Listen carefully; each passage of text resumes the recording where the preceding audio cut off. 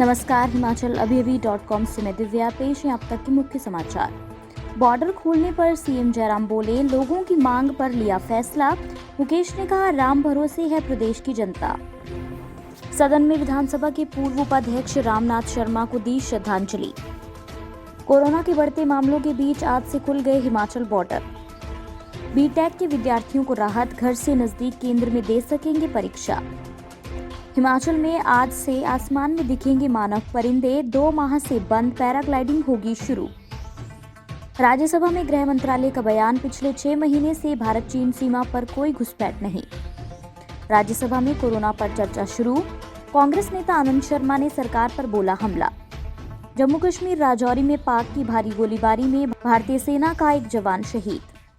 भारत में जल्द आ सकती है कोरोना वैक्सीन। सीरम इंस्टीट्यूट के दूसरे-तीसरे फेज के ट्रायल को मिली मंजूरी।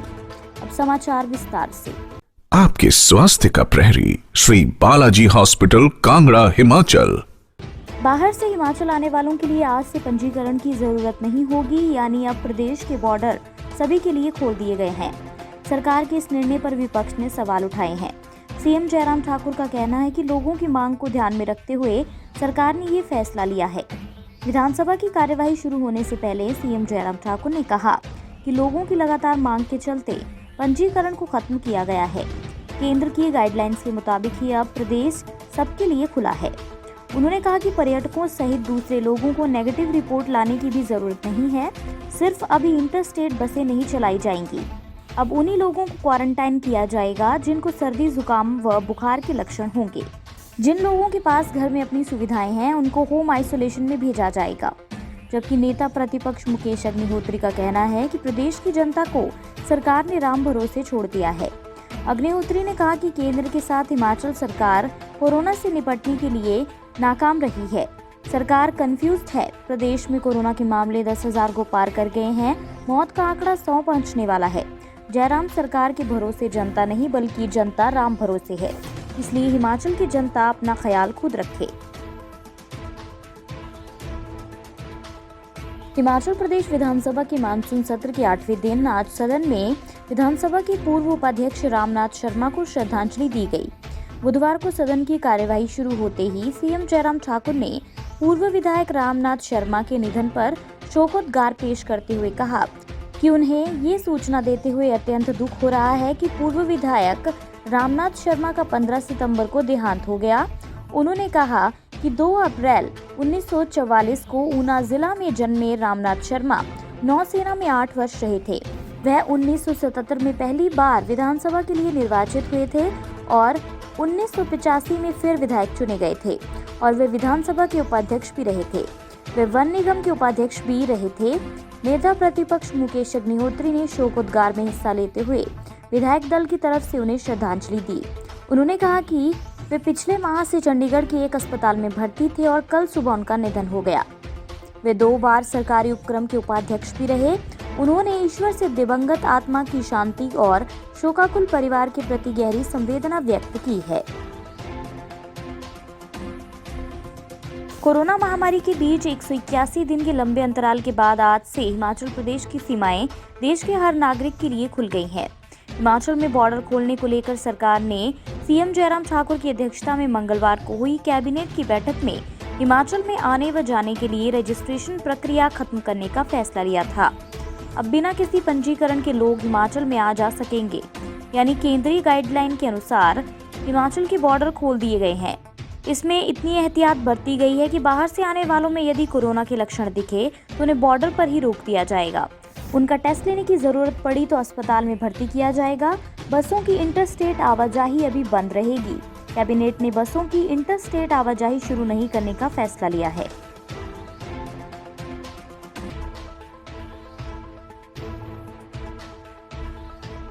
हिमाचल विश्वविद्यालय के यूनिवर्सिटी इंस्टीट्यूट ऑफ टेक्नोलॉजी के परीक्षार्थियों को कोरोना काल में परीक्षाओं में बड़ी राहत दी है। संस्थान के करीब 850 छात्रों को अपने घर के नजदीकी परीक्षा केंद्र में परीक्षा देने की सुविधा दी जा रही है। विश्वविद्यालय बीटेक डिग्री की 21 सितंबर से शुरू होने वाली दूसरे, चौथे, छठे, 8वें सेमेस्टर की नियमित रीअपेयर परीक्षार्थियों के लिए प्रदेश 5 जगह परीक्षा केंद्र स्थापित कर रहा है। इसमें से किसी भी परीक्षा केंद्र में अपनी सुविधा के मुताबिक विद्यार्थी अपेयर हो सकेंगे। यूआईटी के निदेशक प्रोफेसर पीएल शर्मा ने बताया कि प्रदेश में संस्थान के बीटेक डिग्री कोर्स के छात्रों के लिए यूआईटी शिमला समर हिल, वल्लभ कॉलेज मंडी, राजकीय महाविद्यालय Solan, SCVB college Palampur, degree college Hamirpur में परीक्षा केंद्र बनाए गए हैं। 5 केंद्रों में परीक्षा देने आने वाले परीक्षार्थियों को अपने साथ संस्थान से जारी पहचान पत्र और फीस की रसीद साथ लानी होगी। अन्य समाचार ब्रेक के बाद। Shri Balaji multi speciality hospital Kangra, जहां आपको एक ही छत के नीचे मिले बेहतरीन चिकित्सा सुविधाएं, cardiology, laparoscopic, general surgery, neuro surgery, orthopaedics, paediatric, radio diagnosis, urology, gastroenterology, ophthalmology, pathology, medicine, anaesthesia और डेंटल जैसी अत्याधुनिक और बेहतरीन चिकित्सा सुविधाएं, 24 घंटे इमरजेंसी सुविधा, 9 बेड के साथ critical care unit, cardiac monitor और डिफिब्रिलेटर्स, सेंट्रल ऑक्सीजन लाइन और वेंटिलेटर सुविधा। हिमाचल प्रदेश के सबसे बड़े निजी स्वास्थ्य सेवा प्रदाताओं में से एक Shri Balaji multi speciality hospital Kangra राष्ट्रीय स्वास्थ्य बीमा योजना के साथ सूचीबद्ध Shri Balaji multi speciality hospital Kangra BPL परिवारों के लिए अस्पताल में कैशलेस भर्ती होने के साथ ही ईसीएच की भी सुविधा। हमारा पता Shri Balaji multi speciality hospital, Balaji Vihar, Ujjain, Kangra. संपर्क करें 9218411108 पर। Shri Balaji multi speciality hospital Kangra. Paragliding से आसमान को छूने की चाह रखने वालों के लिए एक अच्छी खबर है। हिमाचल प्रदेश में साहसिक पर्यटन गतिविधि पैराग्लाइडिंग 2 माह बाद 16 सितंबर यानी आज से शुरू हो रही है। पैराग्लाइडिंग पर प्रदेश सरकार द्वारा लगाई गई रोक 2 माह बाद आज से हट जाएगी, जिसके बाद जिला कांगड़ा के बीड़ बिलिंग, मनाली के सोलंग नाला, चंबा के खजियार और धर्मशाला समेत प्रदेश के अन्य जिलों के पर्यटन क्षेत्रों में पैराग्लाइडिंग शुरू हो जाएगी। बता दें कि बरसाती मौसम के चलते पर्यटन विभाग ने 2 माह तक पैराग्लाइडिंग पर रोक लगाई थी। कोरोना काल में साहसिक खेल शुरू होने से पर्यटन गतिविधियों को भी बढ़ावा मिलेगा। प्रदेश के होटल पर्यटकों के लिए खुलने के बाद सैलानियों ने हिमाचल के पर्यटन स्थलों का रुख करना शुरू कर दिया है। पर्यटन नगरी खजियार में करीब 80 पैराग्लाइडर पायलटों के पास लाइसेंस है। कोरोना वायरस महामारी के बीच सोमवार से 18 दिन के मानसून सत्र की शुरुआत हो चुकी है। आज सत्र का 3रा दिन है। माना जा रहा है कि सदन में आज कई महत्वपूर्ण विषयों पर चर्चा हो सकती है। राज्यसभा की कार्यवाही जारी है। वहीं सीमा विवाद पर रक्षा मंत्री राजनाथ सिंह राज्यसभा में बयान देंगे। बता दें कि ऊपरी सदन की कार्यवाही सुबह 9 बजे से दोपहर 1 बजे तक चलेगी, तो लोकसभा की कार्यवाही 3 बजे से शाम 7 बजे तक जारी रहेगी। शिवसेना सांसद संजय राउत ने राष्ट्रीय सुरक्षा को लेकर शून्यकाल नोटिस दिया है।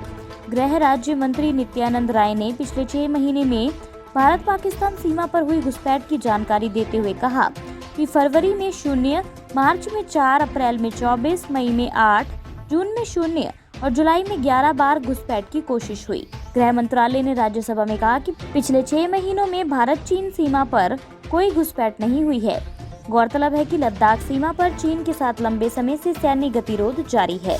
दोनों पक्षों के सैनिकों के बीच रुक रुक कर झड़प की खबरें भी सामने आ रही हैं। योशिहिडे सुगा जापान के नए पीएम चुने गए हैं। पिछले 8 साल में वे इस पद पर काबिज होने वाले पहले नेता हैं। उनसे पहले शिंजो आबे ने पीएम के रूप में जापान को अपनी सेवाएं दी। आबे ने स्वास्थ्य कारणों के चलते प्रधानमंत्री पद से इस्तीफा दे दिया था, जिसके बाद सुगा को नया प्रधानमंत्री चुना गया है। सुगा के लिए पीएम पद पर काबिज होने का रास्ता सोमवार को ही साफ हो गया था, जब उन्हें जापान की लिबरल डेमोक्रेटिक पार्टी का नेता चुना गया। उन्होंने बेहद ही आसानी से आंतरिक वोट में जीत हासिल की। सुगा को 534 से 377 वोट हासिल हुए। इस तरह उन्होंने अपने 2 प्रतिद्वंदियों पूर्व रक्षा मंत्री शिगेरू इशिबा और पूर्व विदेश मंत्री फूमियो किशिदा के खिलाफ जीत हासिल की।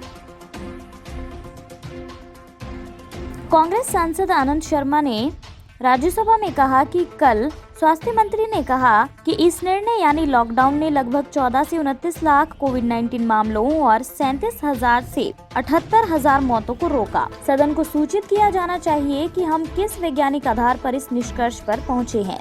राज्यसभा ने आयुर्वेद शिक्षण और अनुसंधान संस्थान विधेयक 2020 को पारित कर दिया है। जम्मू कश्मीर में अनुच्छेद 370 के हटाए जाने के बाद हुई आतंकी घटनाओं को लेकर गृह राज्य मंत्री जी किशन रेड्डी ने एक लिखित जवाब में सदन को बताया कि 5 अगस्त 2019 के बाद जम्मू कश्मीर में आतंकी घटनाओं में कमी आई है। 5 अगस्त 2019 से पहले 555 आतंकी घटनाएं हुई, वहीं 5 अगस्त 2019 से लेकर 9 सितंबर 2020 तक केवल 211 आतंकी घटनाएं हुई। गृह राज्य मंत्री ने बताया कि इस दौरान देश के भीतरी इलाकों में कोई बड़ा आतंकी हमला नहीं हुआ। पाकिस्तान ने नापाक हरकत करते हुए जम्मू कश्मीर के राजौरी जिले में नियंत्रण रेखा के पास गोलीबारी की। इस दौरान मोर्टार भी दागे गए। गोलीबारी में भारतीय सेना के 16 कोर में तैनात जवान नाइक अनीश थॉमस शहीद हुए, साथ ही एक अधिकारी सहित 2 अन्य घायल हो गए। जानकारी के अनुसार पाकिस्तान ने बिना उकसावे के संघर्ष विराम का उल्लंघन करते हुए छोटे हथियारों से गोलीबारी की और मोर्टार दागे। जम्मू कश्मीर के राजौरी जिले में नियंत्रण रेखा के पास पाकिस्तान की ओर से गोलीबारी की गई और मोर्टार दागे गए। भारतीय सेना के 16 कोर में तैनात जवान नाइक अनीश थॉमस शहीद हो गए। इसके अलावा एक अधिकारी सहित 2 अन्य घायल हो गए। सेना के कुछ और जवानों के घायल होने की भी खबर है। दुनिया भर में बढ़ रहे कोरोना के मामलों के बीच हर कोई बस वैक्सीन का इंतजार कर रहा है। भारत में कोरोना वैक्सीन को लेकर एक अच्छी खबर है। देश में सीरम इंस्टीट्यूट को कोरोना वैक्सीन के दूसरे और तीसरे चरण के ट्रायल को मंजूरी मिल गई है। Drugs controller general of India ने सीरम इंस्टीट्यूट ऑफ इंडिया को कोरोना वैक्सीन के दूसरे और तीसरे चरण के ट्रायल को फिर से शुरू करने की अनुमति दे दी है। भारतीय औषधि महानियंत्रक डॉक्टर वीजी सोमानी ने सीरम इंस्टीट्यूट ऑफ इंडिया को देश में ऑक्सफोर्ड की वैक्सीन का ट्रायल फिर से बहाल करने की अनुमति दे दी है। गौर हो कि इस वैक्सीन का कई देशों में दूसरे और तीसरे चरण का ट्रायल चल रहा है। एक वॉलेंटियर की तबीयत बिगड़ने पर इस वैक्सीन का ट्रायल रोक दिया गया था। इसके बाद DCGI ने भारत में भी इसका ट्रायल रोक दिया था। इसी के साथ ये बुलेटिन यहीं समाप्त होता है। अगला रेडियो बुलेटिन सुनिए शाम 7:30 बजे। तब तक के लिए नमस्कार। आपके स्वास्थ्य का प्रहरी श्री बालाजी हॉस्पिटल, कांगड़ा, हिमाचल।